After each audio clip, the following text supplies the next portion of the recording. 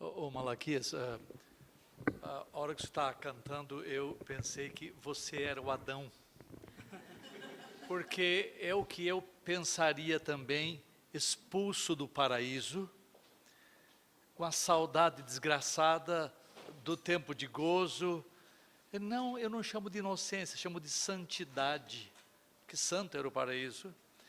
E você expressa aquilo que todos nós, um dia que fomos objeto da graça divina, depois de ser disciplinado por Deus, eu estou usando para disciplinado, não castigado, não expulso, jogado fora da graça. Saudade de Jesus, saudade das coisas santas que um dia nós desfrutamos. Eu queria que o Adão tivesse com seu violãozinho no pôr do sol e tivesse mostrado, se eu pudesse voltar outra vez, que eu estou muito arrependido, mas não tem na Bíblia nenhum arrependimento de Adão. Eu tenho escrito sobre isso, tenho levado paulada de alguns colegas meus, por causa disto, que nós queremos ver em Adão aquilo que nós hoje, atingidos pela graça, sentiríamos se estivéssemos fora de alguns privilégios. Por isso que eu disse que você era o Adão. Tá? Porque o Adão que a Escritura menciona, não tem uma palavra sequer de tristeza, de dor ou de arrependimento. Se Deus salvou Adão, glória seja dada a ele, e feliz foi Adão, não somente porque não teve sogra, mas porque foi remido. Mas, a Bíblia não menciona isso. Mas é interessante a sua maneira de botar, porque é o que eu e você faríamos se perdêssemos o paraíso e depois ficássemos com uma saudade danada daquilo. Mas o bom, cara, é que a gente pode ter saudade de coisas que nunca teve. E isso eu vou falar agora. Eu vou fazer vocês almoçarem mais tarde hoje, então respirem fundo, porque me disseram que ia ser mais cedo e foi mais tarde. Eu estou escrevendo sobre Novo Céu e Nova Terra bastante, pesquisando, aprendendo bastante. E quando o Rinaldo, que é genro meu, é filho meu, pediu que eu viesse aqui falar sobre Novo Céu e Nova Terra, eu falei, cara, como é que você vai fazer? Eu estou com 7 livros sobre esse assunto, você vai fazer, eu falar numa aula, né? Então, eu escolhi uma coisinha que eu chamo de evangelho, de boa nova para nós. Há muitas coisas boas sobre o Novo Céu e Nova Terra. Eu causei algum tipo de impacto na vez que eu falei sobre esse assunto na Fiel, porque a grande maioria dos crentes pensa que o destino final nosso é o céu, e não é. O céu é um lugar para onde nós vamos temporariamente, até que o Senhor volte e nos traga consigo. E então nós vamos adentrar uma outra esfera que jamais sonhamos em sua força, com a beleza dela. Mas João dá umas dicas, e eu vou trabalhar com isso. Se você tem Bíblia, leia comigo Apocalipse 21.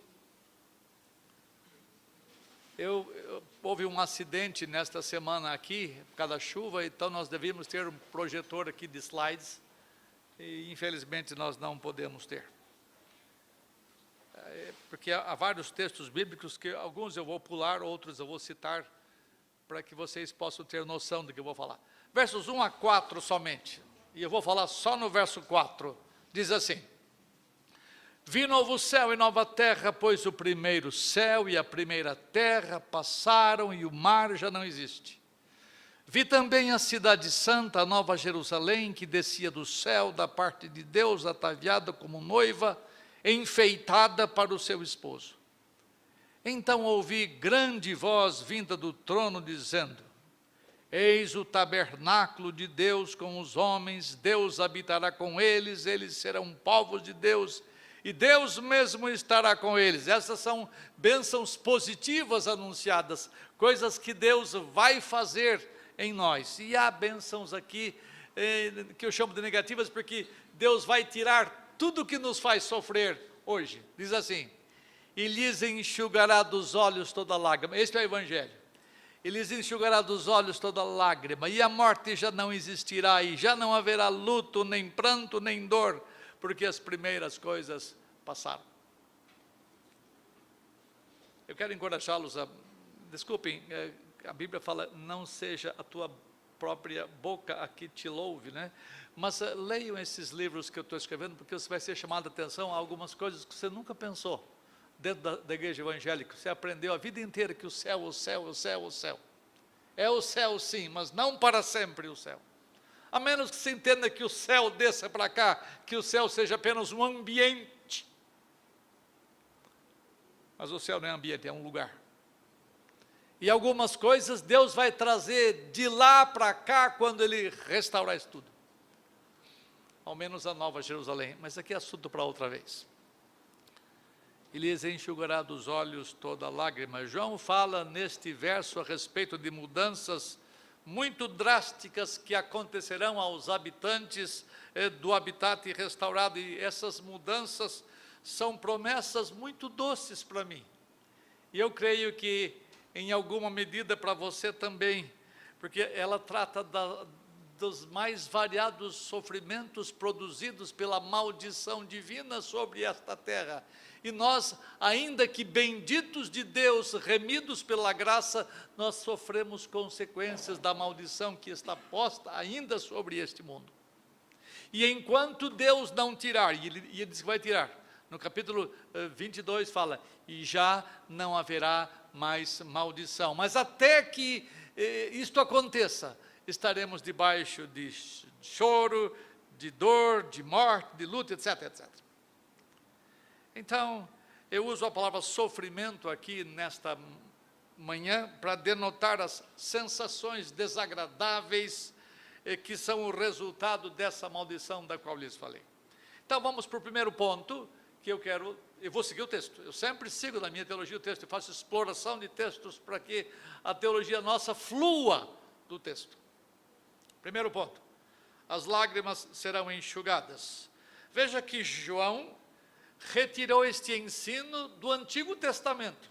Olha só, escutem, eu vou sempre ler, porque se eu pedir que vocês leiam, o tempo corre mais rápido. 25:8 de Isaías diz assim, tragará a morte para sempre, isto é, a morte não vai existir. E assim enxugará o Senhor Deus as lágrimas de todos os rostos, e tirará de toda a terra o opróbrio do seu povo, porque assim o Senhor falou. Portanto, João não inventou essa história. Ele sacou este assunto do ensino veterotestamentário. Segunda coisa, o ensino de João não pode ser interpretado erroneamente.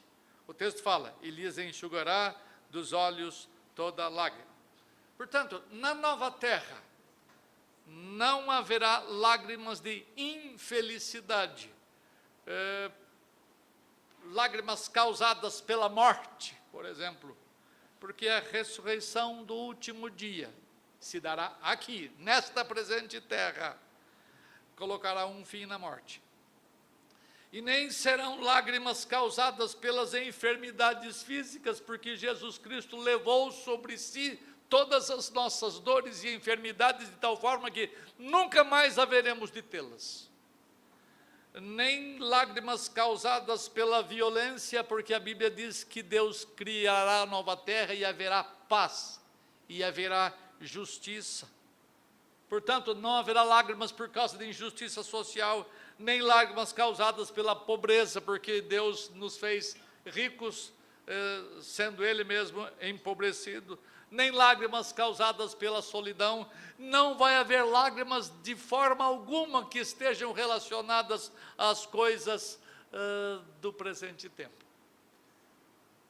Não haverá lágrimas por nada.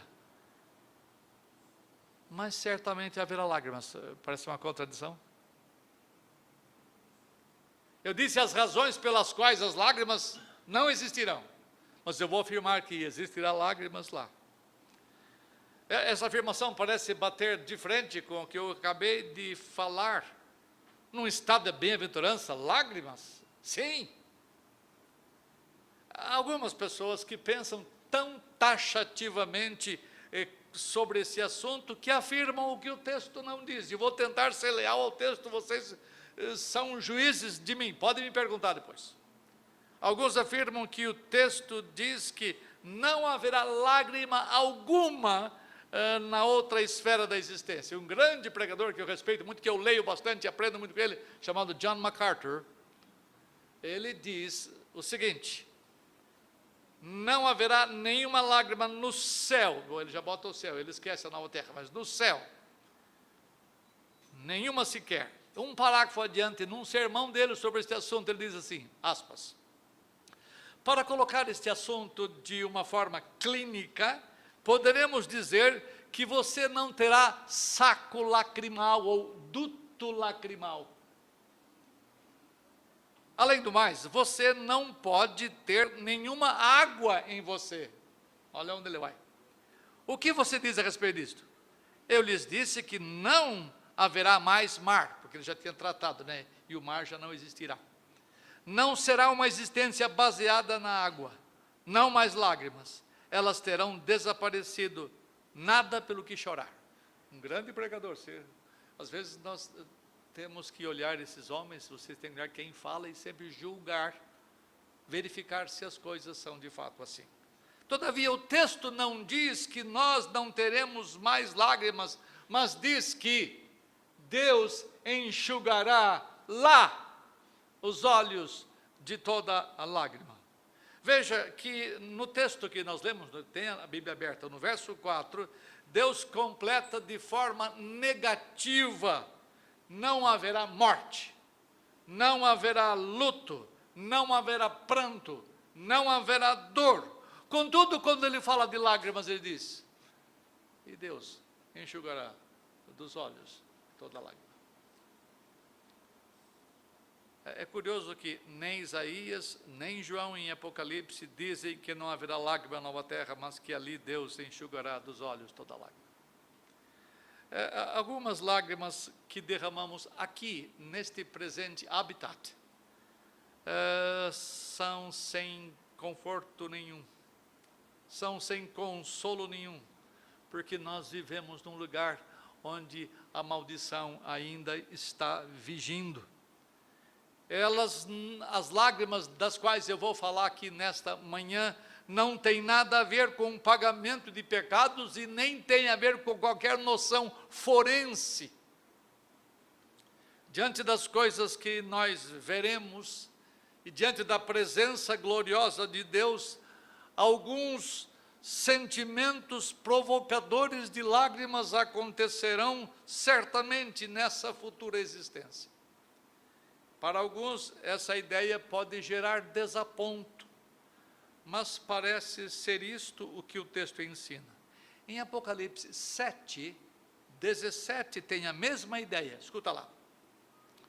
Pois o Cordeiro que se encontra no trono, no meio do trono, os apacentará e os guiará para as fontes da água da vida, e ali Deus lhes enxugará dos olhos toda lágrima. Irmãos meus, eu quero trabalhar com vocês nesta manhã para mostrar que não serão simplesmente lágrimas de encantamento. Que maravilha que nós vamos ver, então a gente vai chorar de emoção, mas lágrimas por estar diante da presença do Santo. Eu vou criar algumas situações e eu peço que vocês julguem o que eu vou falar. É possível que ao adentrarmos a glória, nós sejamos confrontados por Deus em virtude das atitudes que nós tivemos enquanto neste mundo as fizemos. E há coisas que nunca foram tratadas. Vocês têm pecados, eu tenho pecados, que Deus nunca conversou conosco sobre eles. Nós temos coisas escondidas que nunca foram tratadas. E Paulo diz que um dia essas coisas serão trazidas à tona. E Deus julgará os homens pelo meu evangelho. Diz lá no capítulo 1, verso 16, ou 2, verso 16. Portanto, quando estivermos na Nova Jerusalém, essa é outra história bela, essa tal de cidade, e contemplando a glória de Deus, Ele nos reportará a acontecimentos relativos ao tempo de hoje e que poderá causar em nós algumas sensações que nos levarão às lágrimas. Eu vou dar algumas dicas a vocês. Uma primeira, isso aqui é da minha imaginação, mas vocês vão julgar, ok? O texto fala, e Deus lhes enxugará dos olhos toda lágrima. Você disse que não tem lágrimas por causa disso, nem por causa disso, nem por causa disso, nem por causa disso. Por que eu vou ter lágrimas lá? Primeira coisa, pense nas atitudes suas com respeito à sã doutrina hoje. Imagine que Deus, ao confrontar-se com você, venha lhe dizer algumas coisas a respeito do que você fez quando você ouviu sobre a sã doutrina aqui e agora. E você não deu a devida atenção a ela. E a igreja evangélica, os meus alunos sabem do que eu falo isso. E a igreja evangélica é uma igreja que não tem prestado atenção à Escritura Sagrada da maneira como devia. É como se Deus chegasse para você e dissesse assim, filho, quantas vezes você ouviu de bons mestres e de pregadores a respeito das doutrinas, da graça, e você não prestou atenção no que foi dito. Você desprezou por anos estas coisas, você preferiu ficar no seu libertarismo que até hoje você cria. Hoje você, me contemplando, vendo quem eu sou, você não vai aguentar mais crer desta maneira. Você está me conhecendo muito melhor do que antes. E agora você pode compreender alguns segredos dos meus planos e como eu os realizei, a forma como eu os realizei. Eu me imagino na presença do santo falando comigo isto, eu vou desabar. É só para você pensar. Não pense que os pecados teológicos seus que você vem cometendo até agora vão ficar assim, o dito pelo não dito. Deus vai confrontar-nos com estas coisas. Você já reparou que ninguém fala nada para você, ninguém julga você, ninguém pune você, ninguém disciplina você pelo modo de você pensar com respeito a Ele. Mas alguma coisa vai acontecer. Então é possível que nós sejamos invadidos por uma sensação de tristeza, atenção, presta atenção no que eu vou dizer, tristeza por não termos crido aqui nessas verdades enquanto estivemos neste mundo. Então será um sentimento causado por Deus. Você lembra Paulo falando em Coríntios, a tristeza que vem segundo Deus? A tristeza que produz aquela sensação de não ter feito o que devia ter feito, e então todos nós naquele dia veremos de reconhecer a soberania divina plenamente, então lágrimas poderão correr de nossos olhos por termos sido ingratos a despeito de termos ouvido tanta coisa a respeito dessa matéria. Perceba que não são lágrimas vindas de imposições penais, mas lágrimas pelo reconhecimento de não termos mostrado boa inclinação para com a sã doutrina enquanto nós fomos ensinados aqui. É nessa hora, por exemplo, que Ele vai enxugar as lágrimas dos seus olhos, porque ali você capitulará diante da grandeza e diante da majestade de Deus. Essa é uma dica. Segundo, pense no não uso ou no uso indevido que você fez dos dons espirituais que Deus lhe deu aqui no presente habitat.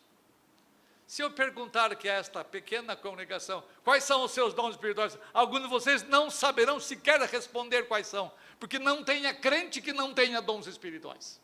Todos eles têm. A pergunta é, o que você faz com o que Deus lhe dá? E alguns de nós somos meros assistentes na igreja. Isso prova pelo fato de frequentemente nós dizermos a outros, vamos assistir o culto lá, vamos assistir. Nós nos tornamos espectadores como num campo de futebol. onde 22 loucamente se cansam e uma arquibancada enorme fica aplaudindo ou fica apupando. O que é que você fez, ou o que você faz com os dons espirituais? Deus vai, isso aqui eu estou imaginando, porque é onde Ele vai me pegar. Filho, o que é que você fez com os dons que eu lhe dei? Você sabia que você era membro do corpo, não sabia? Você não se portou devidamente e você não usou os dons que eu lhe dei lá na velha terra. Agora creio que vocês reconhecem a falha ao me contemplarem, porque a Bíblia fala que nós veremos a face de Deus, a glória de Deus. Esse é outro capítulo que não dá para tratar aqui. Um sentimento de santa tristeza invadirá a nossa alma, e nós crentes seremos convencidos plenamente da nossa negligência das coisas que devíamos fazer e não fizemos. E eu creio que nós haveremos de derramar lágrimas, e então Deus graciosamente enxugará dos olhos toda lágrima. Perceba, não tem nada a ver com penalidade de pecado, não tem nada a ver com punição judicial, tem a ver com a lembrança dele. Você se lembra? Terceira coisa, pense nas atitudes suas com respeito à falta de santidade hoje. Mas Jesus Cristo perdoou os meus pecados, eu sei disto. Eu não estou dizendo das coisas que você fez antes de você se tornar nova criatura, eu estou dizendo das coisas que você faz depois. Cristo pagou pelos meus pecados todos, penalmente eu estou livre, judicialmente eu estou livre. Mas eu estou tratando das coisas que você faz como filhos. Para alguns de nós, para mim, ele vai dizer o seguinte: filho, filho porque ele é pai, tá? Filho, você foi pregador do evangelho por muitos anos. Isso que vale para mim. Você ensinou muitas pessoas a respeito da santidade. Você pregou sobre os pecados que deviam ser evitados e, no entanto, você praticou tantas coisas que você pregou, contra as quais você pregou. Hoje você está na minha presença e hoje você percebe claramente o que santidade significa. Não, você até nem entendia muito bem, embora falasse muito dela. Agora eu vou lhe dar um sentimento que você nunca experimentou e que vai estar ligado aos seus pecados passados diante da minha santidade, diante da minha presença. E eu vou lhe mostrar como você era e a sua ingratidão comigo. Eu não sei o que Deus vai fazer, mas eu vou me ver vendo fazendo as coisas que eu não devia fazer, como filho dele. E eu vou chorar. E aí ele vai limpar dos meus olhos toda lágrima. Não pensem que as coisas que nós fazemos passam batido para Deus. Não passam. Não passam. Guardem isto. As lágrimas daquele tempo não serão como lágrimas de agora, misturadas com um elemento de nossa pecaminosidade. As lágrimas provocadas pelo santo sentimento que Deus vai causar em nós, pela contemplação da sua presença majestosamente santa. Os adversários deste pensamento, como aquele autor americano, Val Voorde, eu não sei como é que pronuncia, é um nome holandês, Val Voorde, aspas. Não há base justa para imaginar deste texto, este é do texto de Apocalipse 21:4, que os santos derramarão lágrimas no céu com respeito às falhas da sua vida anterior sobre a terra. A ênfase aqui é sobre o conforto de Deus, não sobre o remorso dos santos. As lágrimas parecem se referir a lágrimas derramadas sobre a terra, quando os santos suportaram o sofrimento pelo nome de Cristo, antes do que lágrimas derramadas no céu por causa da falha humana. Mas o texto está falando da nova terra, não está falando do tempo presente. É muito fácil transportar um texto para uma que não tem nada a ver com o que se argumenta. Se seguimos o raciocínio de Walvoord,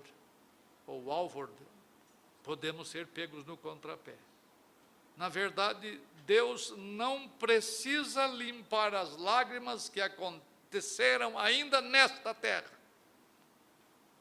No céu ou na nova terra, não haverá necessidade de enxugamento de lágrimas se elas surgiram aqui e agora.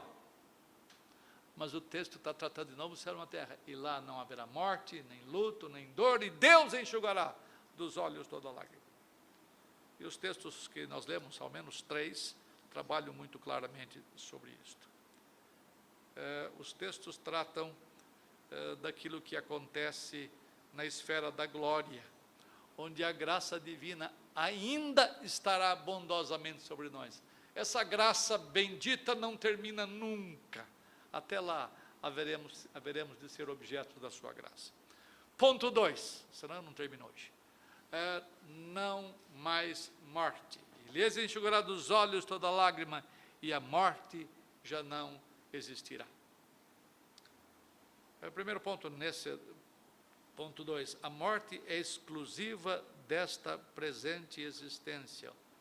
Desde que o Adão ficou tocando violão, desde aquela época, a morte existe.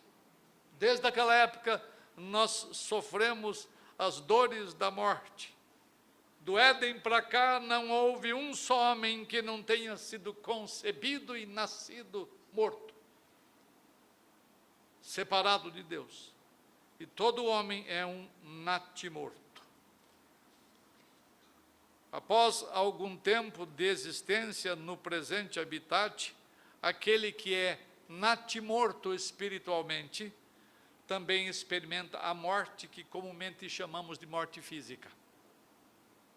Ou na infância, ou na adolescência, na mocidade e na velhice. E essas mortes são consequências do que a teologia chama de pecado original. E há uma inescapabilidade com respeito a essas mortes neste presente habitat.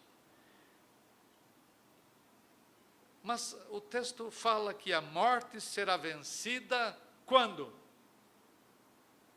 Quando é que a morte será vencida? Lá na nova terra? Na verdade, lá não haverá morte, e não haverá mais morte. Mas ela vai ser vencida onde? Aqui. Quando Cristo Jesus voltar e houver a ressurreição.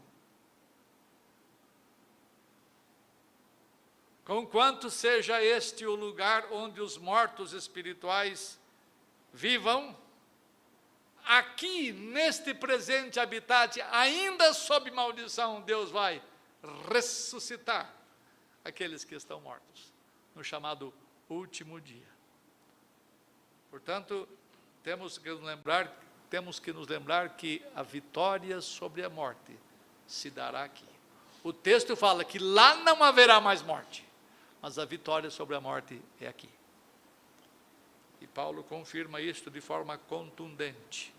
E quando este corpo corruptível se revestir de incorruptibilidade, e o que é mortal se revestir da imortalidade, então se cumprirá a palavra que está escrita: tragada foi a morte pela vitória. A morte será vencida aqui, não na nova terra. Na nova terra não haverá mais morte. Lembra que na nova terra, o texto não fala, não haverá mais lágrima. Na nova terra, Deus enxugará dos olhos, mas morte não haverá mais.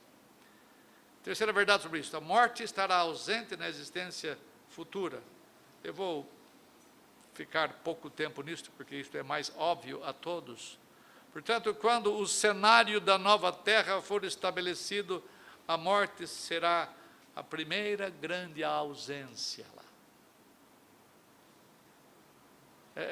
Quando abrimos os jornais hoje, podemos ver a lista dos mortos na cidade e as taxas de mortalidade, mas essas informações não terão mais lugar na nova terra. O obituário não fará parte das redes de notícia da nova terra. Além disso, no habitat restaurado não haverá cortejos fúnebres, não haverá cemitérios e não haverá pessoas chorando a morte de seus queridos, porque estas coisas terão sido vencidas nesta presente existência, quando da vinda do Senhor Jesus. A morte não fará mais parte da existência na nova terra, porque a morte é parte da maldição divina, e lá a maldição não mais existirá. Quando houver a restauração, a vida será a tônica do novo habitat. Onde houver a plenitude de vida, não pode haver morte. Onde houver a vida em abundância, não haverá morte. Há alguns que dizem que nós alcançamos a vida abundante que Jesus Cristo veio dar aqui. Eu pessoalmente não creio nisso. A Bíblia fala que Cristo veio dar vida e dar vida em abundância. Mas como é que você pode ter abundância de vida com resquícios da morte aqui? Nós temos vida sim, e nós não morreremos espiritualmente mais, mas morreremos fisicamente. Nós teremos sofrimentos ainda nesta vida. Portanto, não é vida abundante. A vida abundante que Ele dá, se dará naquele tempo, quando morte não mais existirá. Terceira verdade, não haverá mais luto. Está lá no verso. E lhes enxugará dos olhos toda lágrima, e a morte já não existirá. Já não haverá luto. A palavra grega, penthos, traduzida como luto, pode ser traduzida como tristeza causada pela morte ou pesar. O luto é uma consequência imediata ou direta da morte. Se a morte não vai existir, obviamente o luto não vai existir. E devemos dar graças a Deus. Eu vou falar como um velho. Porque nas folhinhas do nosso calendário, não tem mais folhinha hoje, né? É tudo essa. Nas folhinhas do nosso calendário não haverá mais dias vermelhos, dias de luto ou de preto, somente dias de celebração da bondade divina conosco e em nós. Devemos dar graças a Deus, porque tempo haverá em que não teremos mais despedidas, não teremos mais o abano de lenços, cenas de adeus. As saudações calorosas de alegria entre cristãos substituirão as tristes despedidas que acontecem aqui. Os dias da nova terra serão de renovação, de restauração da vida. Não mais vestes de luto, mas palmas nas mãos, celebrando a vitória da vida que há em Cristo Jesus. Devemos dar graças a Deus, porque ali não mais veremos pessoas vestidas de preto. Tanto no céu como em alguns cenários da nova terra, o texto fala que os remidos vestirão vestiduras brancas, de vitória, de limpeza, de pureza, não mais luto. Não é sem razão, portanto, que diante do trono, todos os remidos, sem exceção, usarão vestiduras brancas. Dois textos de Isaías, 35:10 e 51:11, diz assim: os resgatados do Senhor voltarão a Sião com cânticos de júbilo, alegria eterna coroará a cabeça deles, gozo e alegria alcançarão, e deles fugirá a tristeza e o gemido. Isto nunca vai acontecer neste presente tempo, a não ser após a ressurreição, mas aqui é já no dia da partida daqui. 51:11 Isaías: assim voltarão os resgatados do Senhor e virão a Sião com júbilo, e perpétua alegria lhes coroará a cabeça. O regozijo e a alegria os alcançarão. E ele repete tudo: e deles fugirão a dor e o gemido. Isto é evangelho. Isto é boa nova, que você tem que saudar com toda alegria. Você tem que viver neste mundo de maldição, antevendo o gozo de lá. E algumas vezes nós vivemos muito acabrunhadamente porque nós não contemplamos pela fé as coisas que haverão de acontecer conosco. Na nova terra, os resgatados do Senhor experimentarão uma alegria indizível, uma alegria que nós não conhecemos aqui, uma alegria imperdível, uma alegria eterna, durável. Aqueles de vocês que perderam queridos pela morte, ou para a morte, e tem luto, levante os olhos, enxuguem vocês mesmos as lágrimas, porque Deus não enxugará aqui, e prossigam para o alvo, para o prêmio da soberana vocação em Deus, que está em Cristo Jesus. Quarta coisa, não mais pranto. Eu estou correndo, tá? Não mais pranto. O texto fala, e lhes enxugará dos olhos toda lágrima, e a morte já não existirá, já não haverá luto, nem pranto. Lembra? Olha a sequência, morte, luto, pranto. A avó, a filha e a neta. Não haverá mais pranto. O pranto é a consequência da morte e o luto, porque essas coisas são como irmãos inseparáveis. No capítulo 65 de Isaías, e eu tenho um livro que eu acabei a semana passada de escrever sobre, é o 6º livro sobre o habitat humano, que trata do novo céu e nova terra, são os textos de Isaías. E Isaías é riquíssimo quando trata desta matéria. Diz assim, versos 18 e 19, mas vós folgareis, e vós exultareis perpetuamente no que eu crio. Ele está tratando da segunda criação. Porque eis que crio para Jerusalém alegria e para o seu povo regozijo. E eu exultarei, Deus fala, e eu exultarei por causa de Jerusalém, e eu me alegrarei no meu povo. E nunca mais se ouvirá em Nova Jerusalém nem voz de choro, nem voz de clamor. Nunca mais. Essas coisas não dizem respeito aqui e agora. Só dizem respeito aos novos céus e à nova terra. O pranto é uma das coisas mais tristes de serem contempladas.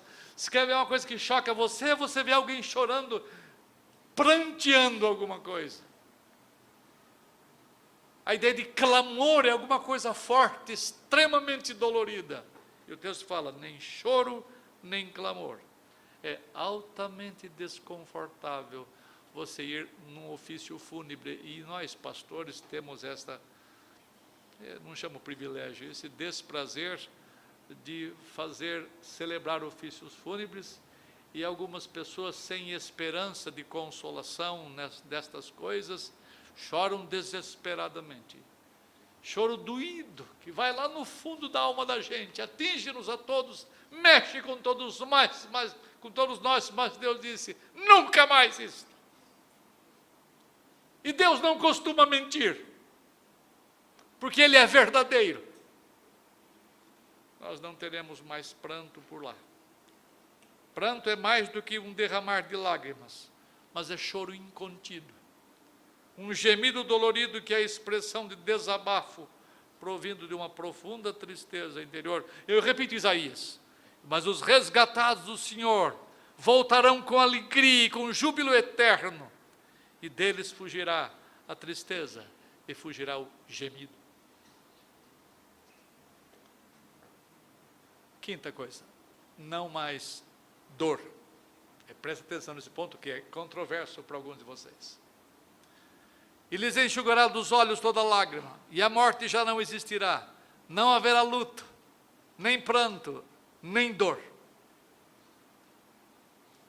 Muitas bênçãos que poderiam ser desfrutadas pelos remidos aqui são prejudicadas por causa das dores. Elas possuem um tremendo efeito sobre a nossa vida. Aqueles de vocês que têm enfermidades e têm o desconforto das dores sabem a que me refiro. As dores minam as nossas energias físicas, as dores minam as nossas energias mentais, as nossas energias emocionais, e elas impedem que nós tenhamos perspectivas doces, e isso acontece dia e noite naqueles que sofrem E elas nos desviam a atenção, as dores nos desviam a atenção das coisas que são prioritárias na vida e nos tornam irritadiços, nos tornam impacientes. E as dores, por vezes, neutralizam as nossas alegrias. Você tem razões de sobejo para ser alegre. No entanto, se você tem dor o dia inteiro, você tem as suas alegrias neutralizadas pelas dores. Elas são altamente indesejáveis nesta presente existência. Por isso não há notícia mais boa, desculpa o português, notícia mais gostosa do que esta, e lá não haverá mais dor. Isto é evangelho puro. Então, primeiro ponto nessa parte. A dor como imposição penal não mais existirá na nova terra. A dor é a última na série de consequências da presença da morte. E quando não houver mais morte, a dor da perda não acontecerá na vida dos resgatados do Senhor. Nesse sentido, a dor hoje é uma imposição penal. Nós sofremos estas coisas porque ainda estamos debaixo da maldição. E não é de Satanás, não. É maldição vinda da parte de Deus. Porque maldita é a terra, e maldito é o homem, maldita é a mulher, maldito isso, maldito aquilo. E ele é o que tem direito de amaldiçoar, porque ele que teve a sua lei infringida, a sua lei desobedecida, os seus princípios violados. Toda a dor que experimentamos por causa da nossa condição pecaminosa perante Deus tem uma conotação judicial. Tem. Mas não haverá dor judicial lá. Uma subdivisão. Na nova terra, a dor não é necessária para o desenvolvimento da pesquisa científica. Walter, que gosta muito de física, sabe disto, que muita coisa do desenvolvimento científico se dá quando? Em tempos de guerra, em tempos de enfermidade, em tempos de profunda calamidade no mundo. Em maior medida, nos tempos de crises sociais, a ciência prolifera para tentar resolver as angústias humanas. E nesses tempos, os governos e os cientistas se aplicam para produzir recursos bélicos, recursos médicos e outros recursos tecnológicos para o desenvolvimento de uma nação. E a história comprova o que eu acabo de dizer. Todavia, na nova terra, o crescimento da pesquisa, e vocês acham que nós não vamos pesquisar lá? Vocês acham que vamos ficar cantando corinho o tempo todo de nuvem em nuvem? Não. Nós vamos trabalhar, nós vamos desenvolver. Haverá, o último livro meu trata disso, das continuidades e das descontinuidades. Uma das continuidades é o desenvolvimento da cultura, o desenvolvimento científico. Vamos conhecer muito mais do que hoje o universo que Deus criou. E a Bíblia dá algumas dicas, mas isso não é hora de falar agora. Os remidos terão, nas suas pesquisas, analisando tanto o microcosmos quanto o macrocosmos, os cientistas quererão saber a verdade de Deus, não a verdade que permeia o pensamento anti-Deus do mundo científico hoje. Os homens quererão conhecer a verdade, e as suas pesquisas serão para descobrir as riquezas e as providências do Criador Redentor sobre a sua nova criação. E os remidos não precisarão de sofrimento para poder produzir cientificamente, porque eles correrão atrás do conhecimento para poderem conhecer quem é o Criador e as belezas que Ele nos traz. Eles pesquisarão porque terão prazer em Deus e nas suas obras. Um outro subponto: na nova terra, a dor não é necessária para testar as nossas afeições, a realidade das santas afeições. Via de regra, os homens deste mundo aprendem alguns princípios morais quando estão debaixo de sofrimento. Quando se está numa boa, quando você está tranquilão, vivendo vida sossegada, você não aprende princípios de Deus, mal dá graças pelas coisas boas que tem. Mas quando a coisa aperta, então você começa a aprender princípios de Deus. Se não houvesse sofrimentos penais neste presente habitat por causa da nossa inclinação pecaminosa, os homens não prestariam atenção aos princípios governantes do universo. Se não houvesse as dores penais, os homens não conheceriam, ao menos em alguma medida, o valor dos nobres sentimentos como amor, justiça, retidão, santidade. É por causa da dor que alguns acabam reconhecendo a importância das afeições nobres. Mesmo os cristãos deste mundo aprendem melhor, os cristãos aprendem melhor as santas afeições quando estão sob prova. Lembra de Abraão, Moisés, Jó, Paulo, que sofreram muitas dores, que foram provados no cadinho da aflição e apuraram os seus gostos pelas santas afeições em meio ao sofrimento. E as dores que lhes vieram purificaram os seus sentimentos e os seus valores morais. Todavia, na nova terra, essas nobres afeições serão naturais em nós. Porque não haverá tentação externa e muito menos tentação interna. Não haverá nenhum tipo de aflição com caráter penal. A justiça, a retidão, a santidade, o amor, etc., serão santas afeições que terão existência na vida nossa de cada dia, por toda a eternidade. Terceiro subponto: na nova terra, a dor não é necessária para promover o desenvolvimento do caráter. As dores sempre foram instrumentos de Deus aqui, pode ter certeza, para aperfeiçoar você, para melhorar o seu caráter, para maturá-lo, a fim de que você pudesse herdar o reino de Deus. As dores são instrumentos da graça divina, não se engane a respeito disso. Instrumentos que Deus usa para melhorar a sua vida. Esse é o modus operandi dele, e eu não tenho como contestar isto. Porque eu não aprendo de um jeito, aprendo de outro. Se eu não aprendo com abraço, eu aprendo pela vara. São duas formas de manifestar o quê?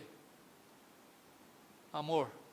Deus nos ama beijando e abraçando, ou ama com vara. E frequentemente nós somos burros, né? Nós ficamos com a segunda. Veja se não é essa a sua história. Não é uma questão de burrice, é uma questão de mais luz ou menos luz, de mais graça ou menos graça. Eu tenho que reconhecer isso, senão eu estaria indo contra tudo o que eu creio. O salmista, no Salmo 119, 2 versos, ele diz assim: antes de eu ser afligido, eu andava errado, mas agora, depois da aflição, eu guardo tua palavra. Outro verso: foi-me bom eu ter passado pelas aflições. Para quê? Para que eu aprendesse os teus decretos. Então, cara, tocando violão ali fora do jardim, no lugar amaldiçoado que é este lugar, você e eu temos que reconhecer que a vara divina às vezes serve para nos botar no caminho certo, para aperfeiçoar o nosso caráter. No entanto, nós não precisaremos passar por dores na nova terra para desenvolver o nosso caráter, de forma alguma. Precisaremos apenas desenvolver as nossas virtudes na presença de Deus e para o serviço dos santos em glória. E ali nós seremos na plenitude semelhantes a Cristo Jesus, refletindo perfeitamente o seu caráter, não tendo somente o corpo de Cristo, o corpo da sua glória, como Paulo fala, mas a alma santa e pura de Cristo Jesus nos atingirá, e nós seremos iguais a Jesus Cristo segundo a sua humanidade. Nunca seremos iguais a Ele na sua divindade, mas na sua humanidade sim, porque o caráter será aperfeiçoado ali, mas não com dor. Ali nós já teremos sido limpados. Algumas lições sobre a dor penal no presente habitat. Algumas lições. Primeiro, as dores penais nos ensinam que elas têm ligação com os males do pecado neste mundo. Isso aqui é ponto pacífico, eu não vou discutir. Segunda coisa, as dores penais nos ensinam que Deus é um ser justo e que pune o pecado. Também não vou discutir, que isto é um ponto pacífico. As dores penais, a terceira, nos ensinam quão maravilhoso é nosso Redentor, porque Ele suportou substitutivamente as nossas dores e por isso seremos livres completamente delas. Agora um ponto que eu vou deixar você com minhoca na... guarde isto, ainda que não haja mais dor penal na terra, na nova terra, ainda que não haja mais dor penal, a dor natural ainda haverá de acontecer. Chocante. O que são dores naturais? As dores naturais são aquelas advindas da nossa finitude, advindas da nossa limitação. Se no habitat restaurado, presta atenção, as crianças ou mesmo adultos, correrem e esticarem os músculos mais do que devem, o que acontece?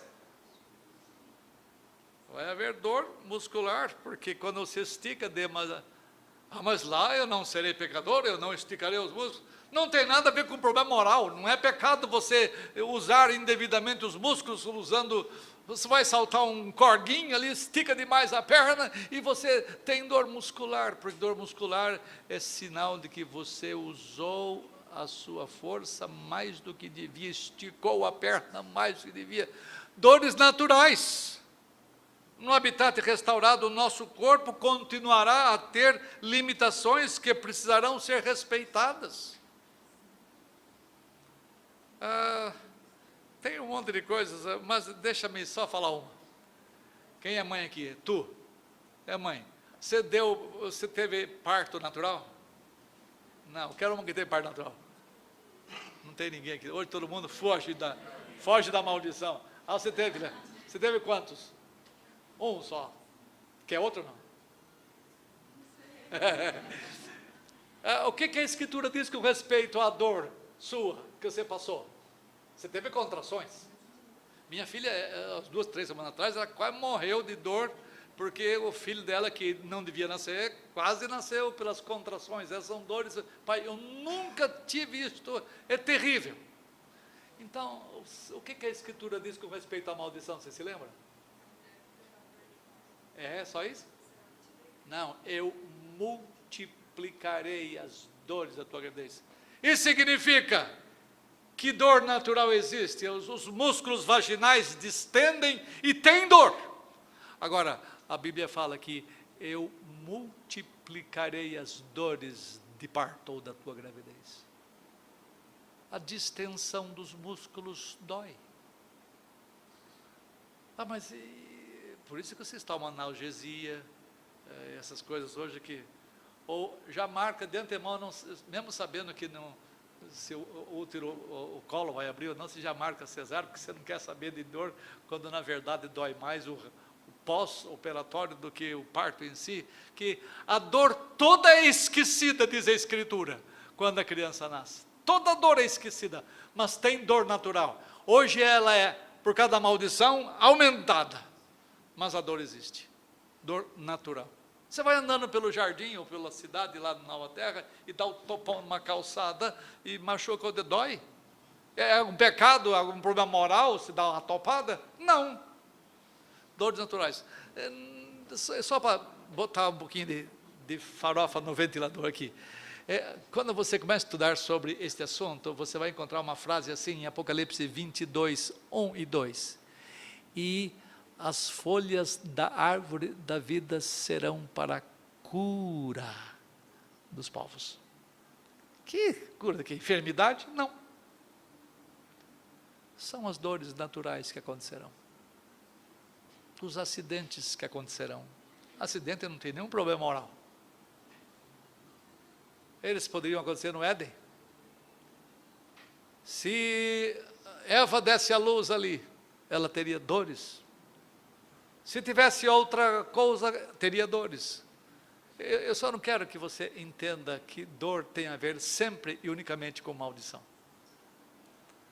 As dores próprias da nossa limitação.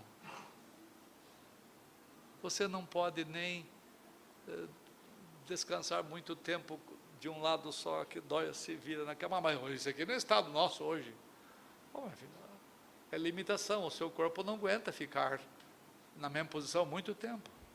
Então, eu só quero que você lembre que a limitação, a graça não retira. A finitude, a graça não retira. Porque nós somos feitos finitos e ser finito é essencial em nós. Mas Deus não tirará essas dores, Deus sarará essas dores. Para a cura de todos os povos, são os frutos e as folhas da árvore. E para terminar, o ponto final do verso. A razão para essas promessas. E lhes enxugará dos olhos toda lágrima, e a morte já não existirá, já não haverá luto, nem pranto, nem dor. Por quê? Porque as primeiras coisas passaram. É assim que o texto trabalha. As primeiras coisas têm a ver com as coisas temporárias deste mundo físico onde nós vivemos, e Deus já determinou um fim para as coisas do presente. O mundo passa, isto é, o mundo da forma que ele se encontra, tanto física como moralmente, vai desaparecer da forma em que se encontra agora. Tudo que compõe o presente universo está destinado a passar, isto é, a deixar de existir da forma, eu repito, em que existe agora. Pense na vida presente sua agora. Por exemplo, Paulo fala assim, e assim, se alguém está em Cristo, é nova criatura, e as coisas antigas passaram. Passaram mesmo?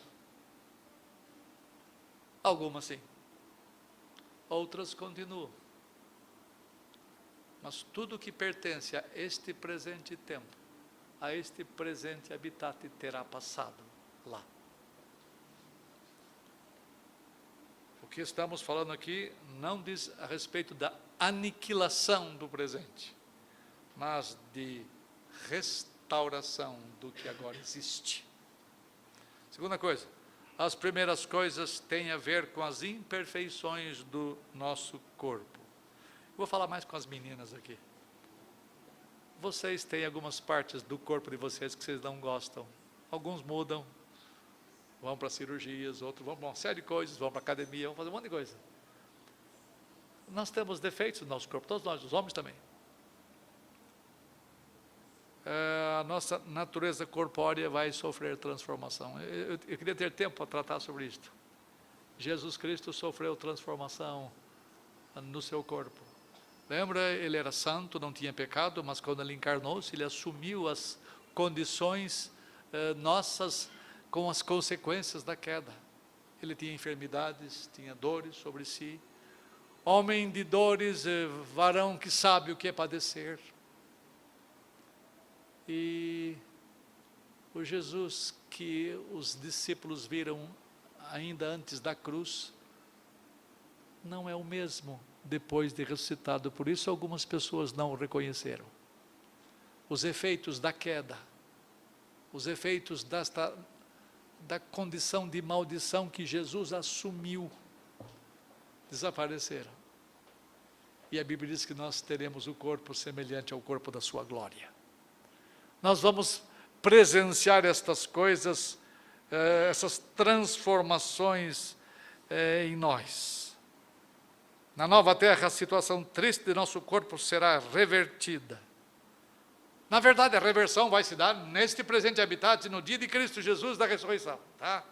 E nós teremos os corpos semelhantes ao corpo de Jesus Cristo. Todos os sofrimentos que temos aqui estão ligados às coisas primeiras, mas Deus fará uma reversão total destas coisas que foram estragadas pela queda. As primeiras coisas têm a ver não somente com o nosso corpo, mas com a nossa alma. Eu poderia dizer muitas coisas sobre isto, mas Deus vai limpar a sua alma de todas as imperfeições que ela tem agora. As coisas primeiras terão passado. Aquilo que machuca você, e eu espero que o pecado machuque você, eu espero que o pecado perturbe você, porque se não perturbar nada, é sinal que você não pertence a Deus. Estas coisas terão passado, porque são parte das primeiras coisas. E essas primeiras coisas são tiradas de nós. Mais uma coisa, as primeiras coisas têm a ver com a existência de Satanás entre nós. Satanás é o perturbador, Satanás é o acusador, Satanás é o tentador. E ele é especialista nas funções de levar os seres humanos aos mais tristes sentimentos, porque ele os cega com respeito às verdades libertadoras de Deus. No entanto, não haverá uma segunda queda. Não mais haverá vitória do mal sobre a vida dos resgatados do Senhor. Não mais falhas no comportamento deles, porque Satanás será lançado na condenação.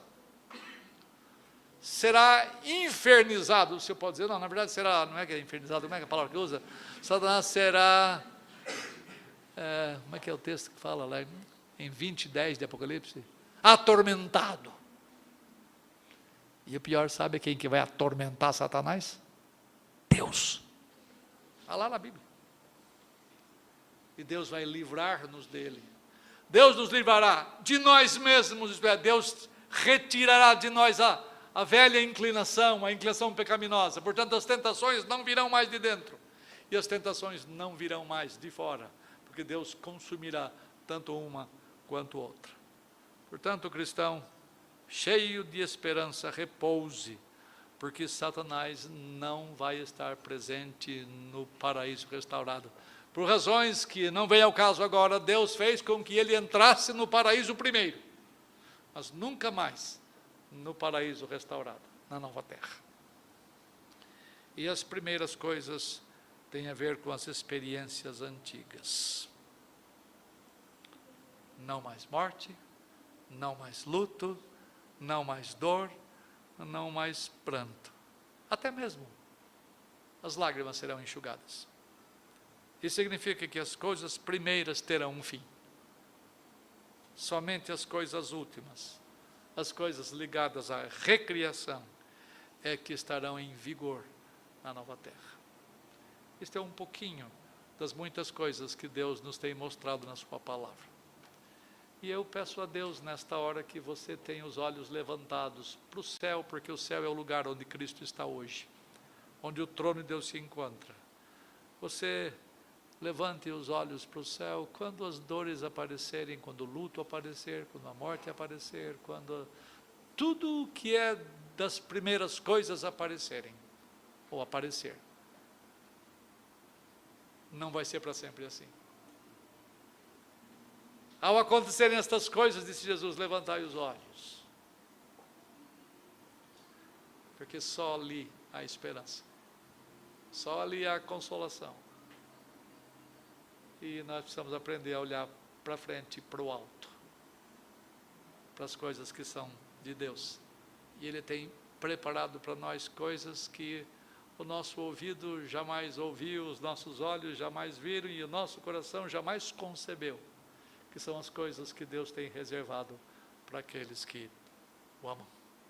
Deus nos abençoe e nos faça pensar nestas coisas, a fim de que os sofrimentos do tempo presente possam ser vencidos pela expectativa da glória que há de vir a ser revelada em nós. Amém.